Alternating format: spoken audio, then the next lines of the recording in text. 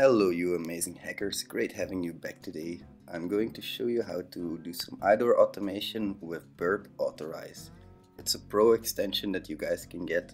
Burp Pro is pretty expensive, but it's an investment in your future, especially if you're a bug bounty hunter. So I have the OWASP shoe shop open. I already made 2 accounts for you guys. And I have my Burp proxy running in the background with my target using an advanced scope control. And I'm capturing any request going to Heroku. I'm using the Heroku app to host my OAuth 2 shop, and I also have my proxy open and my HTTP history tab. First things first, I'm going to clear everything that's in here, clear my history. There we go. And I'm going to log into my first account. So I have an account here, IDOR1. I'm going to log in, and I'm going to go to the request that I captured. I'm going to take this cookie. And this is the cookie that I'm going to paste in the authorize tab that I have open. Next thing I'm going to do is I'm going to log off this account, because that will be my test account, my IDOR test account. And I'm going to log into my second account. Now, when I do that, I'm going to start my authorize.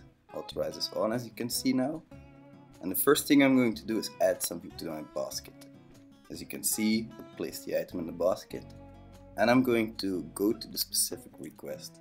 Now, when you look at the requests in this tab, it's really important that you look at the right item. So as you can see, it made a GET request to the basket of number 10, and it bypassed the specific, it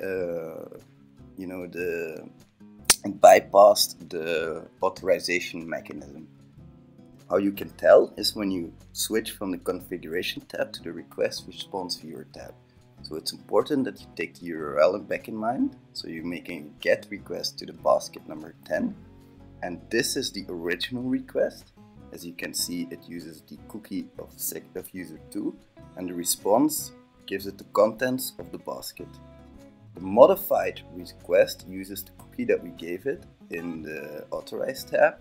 And the response also returned the basket content.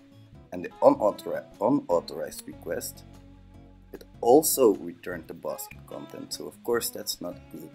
When we go to the post, so when we try to do a post to the basket, when we check out the modified response, we can see that we get a 500 internal server error, and also on the unauthenticated response. This indicates that on this specific call, on the post call, there isn't an IDOR, but on the GET call you can see that there is an IDOR. You can see a lot of calls happening in the background, socket calls to Heroku, Nexus Polar.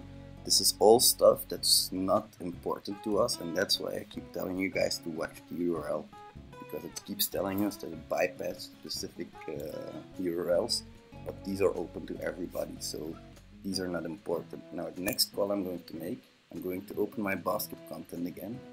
And I'm going to check it out, and as you can see, it bypassed it, so this confirms our suspicion.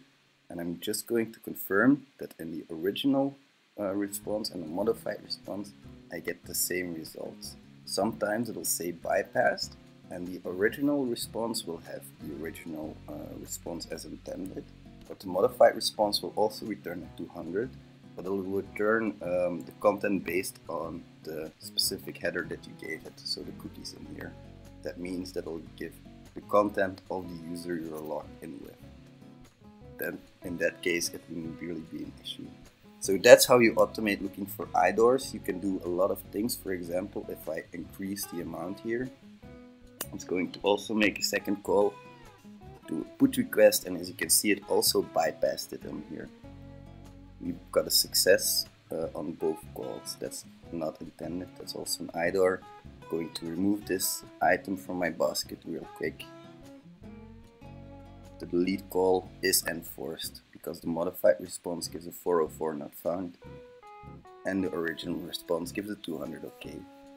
So that's pretty much it. If you like this video, please leave a like. Remember to subscribe, it really helps me out a lot. Thank you guys for watching, and I hope I'll see you guys in the next episode. Bye!